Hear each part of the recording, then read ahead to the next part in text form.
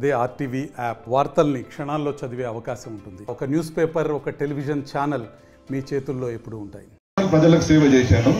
ఇక్కడ ఎమ్మిగనూరులో కూడా ఉచిత వైద్య శిబిరాలు చాలా పెట్టాను. మొత్తం 500 ఉచిత వైద్య శిబిరాలు పెట్టి 250 ఉచిత ఆపరేషన్లు చేసి దీనికంటే కూడా గొప్పగా చేయాలా అంటే రాజకీయంలోకి వస్తే బాగుంటుందనే ఉద్దేశంతో వైఎస్ఆర్సీపీ పార్టీ నాకు ఎంపీ టికెట్ ఇస్తే అందులో ఎంపీ అయ్యాను. మీరందరూ కూడా చాలా మంది నాకు ఓట్లు వేశారు. మీకు అందరూ కూడా మరొకసారి ధన్యవాదాలు చెప్తున్నా. మీరు అనుకోవచ్చు మళ్ళీ అక్కడ ఎంపీ ఉన్నావు సార్, మరి నువ్వు ఏం చేసినావు అంటే గత 70 సంవత్సరాల్లో నాకంటే ముందున్న 12 మంది ఎంపీల కంటే కూడా నేను 2 రెట్లే చేసిన. ఇంకా చాలా చేయాలనుకున్నా, కానీ అక్కడ ఊపిరి ఆడదు. ఆ పార్టీలో స్వతంత్రం లేదు. అక్కడ పార్టీలో వాళ్ళు ఏం చేస్తారు, సరే ఒక నేసేవాడిని నిలబెడతారు, నేసేవాళ్ళ ఓట్లన్నీ ఇచ్చుకుంటారు. ఒక యాదవ సోదరు నిలబెడతారు, యాదవుల ఓట్లన్నీ ఇచ్చుకుంటారు. అంటే మనల్ని తోలు బొమ్మలు చేసి బొమ్మను చూసి ఓట్లు వేయించుకున్నాక పెత్తనం అంతా వాళ్ళది. మీరు నా దగ్గరికి వస్తారు, అన్న నాకు ఈ సమస్య ఉంది అని ఒక 10 మంది వస్తే కనీసం అందులో 5 మంది కన్నా నేను సహాయం చేయగలగాలి కదా. ఆ సహాయం చేసే అవకాశం కూడా ఈ పార్టీలో లేకుండే వైసీపీలో. మరి మధ్యలో వస్తే బాగుంటుందనే ఉద్దేశంతో ఓపిక పట్టి నరకం అనుభవించి ఇంకా టైం అయిపోయిన తర్వాత కనీసం ఇప్పుడైనా ప్రజలకు అక్కడ జరుగుతున్న అన్యాయం గురించి, బీసీ ఎస్సీ ఎస్టీ మైనారిటీలకు అక్కడ జరుగుతున్న అన్యాయం వివరించాలా ప్రజలకనే ఉద్దేశంతో నేను మీ ముందుకు వచ్చి ఒక టీడీపీ గంటవా వేసుకొని నేను మీకు ఉన్న విషయాలు చెప్తా ఉన్నాను. గతంలో టీడీపీ ప్రభుత్వంలో చైర్మన్గా ఉన్న ఒక మహిళను ఏ విధంగా తన చైర్లో కూడా కూర్చొనివ్వకుండా తనని అవమానపరిచారో టీడీపీ ప్రభుత్వంలో అది జరిగింది. వైఎస్ఆర్సీపీ ప్రభుత్వంలో ఎప్పుడు కూడా అలా జరగలేదు. ఎవరికి ఏ గౌరవం ఎలా దక్కాలో వాళ్ళకి ఆ స్థానంలో ఆ పొజిషన్లో ఉన్న వారికి ఖచ్చితంగా దక్కుతుంది. ఈరోజు ఎంపీ అయిన సంజీవ్ కుమార్ గారు మాట్లాడుతుండొచ్చు ఇవన్నీ కూడా కేవలం టికెట్ దొరకలేదని అందరి దగ్గర వెళ్ళి రిక్వెస్ట్ చేసుకున్నారు. కానీ ఆయన పర్ఫార్మెన్స్ బాగలేదనేసి పార్టీ టికెట్ ఇవ్వలేదు.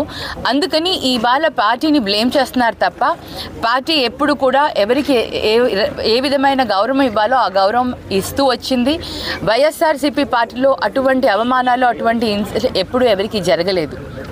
ఈరోజు కూడా బీసీ ఎస్సీ ఎస్టీ మైనారిటీలకు ఏదైతే ప్రాధాన్యత ఇస్తున్నారో అది కేవలం వైఎస్ఆర్సీపీ పార్టీయే.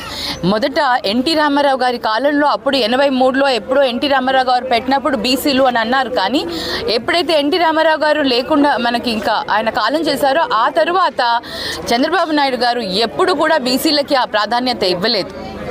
మన నియోజకవర్గంలోనే చూసుకుంటే మన ఎమ్మిగనూరు నియోజకవర్గంలో మాకంటే బాగా మీకు తెలుసు విలేకరులకి, అప్పుడు జయనాశ్వరరెడ్డి గారు ఎమ్మెల్యేగా ఉన్నారు.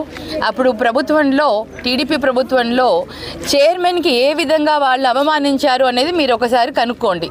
ఒక మహిళ చేనేత చైర్మన్, ఇది వాళ్ళ పరిస్థితి. ఈరోజు కేవలం పార్టీలో టికెట్ రానందుకు మాత్రాన ఆయన వచ్చి పార్టీని ఆయన ఈ విధంగా మాట్లాడితే కూడా ఎవరు నమ్మరు.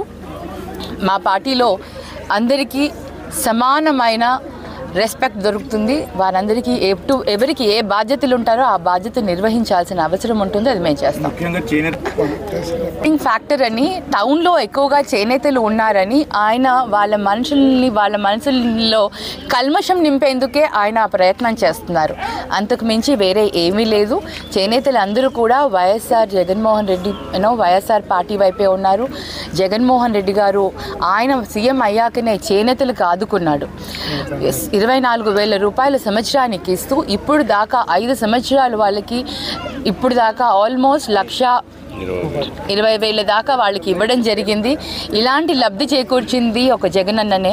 వాళ్ళ ప్రభుత్వంలో 2,000 ఏదో సబ్సిడీ అనేవాళ్ళు, అది కూడా సబ్సిడీ అరకొర ఇస్తూ ఏది కూడా ఇవ్వకుండా అన్నీ కూడా ఏదో మభ్య పెడుతూ ప్రతి ఒక్కరు కూడా వెళ్ళి జన్మభూమి కమిటీల దగ్గర వెళ్ళి లంచం ఇస్తే కానీ వాళ్ళ ఆ స్కీమ్లోకి రాని వాళ్ళు.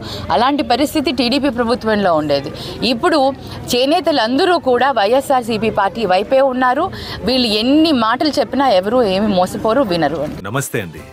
ఇది వ్యాపారం గురించి కాదు, ఓటు గురించి. ఎన్నికల్లో ఓటు వేయడం మన హక్కు మాత్రమే కాదు, కర్తవ్యం. ఎంతో మంది మహా నేతలు శ్రమించి ప్రాణత్యాగం చేసి ఈ అవకాశాన్ని మనకిప్పించారు. అందరూ ఓటు వేద్దాం. ఎందుకంటే ఓటు హక్కు ఊరికే రాదు. నా ఓటు ఎవరికో తెలుసా? అది సీక్రెట్ అండి.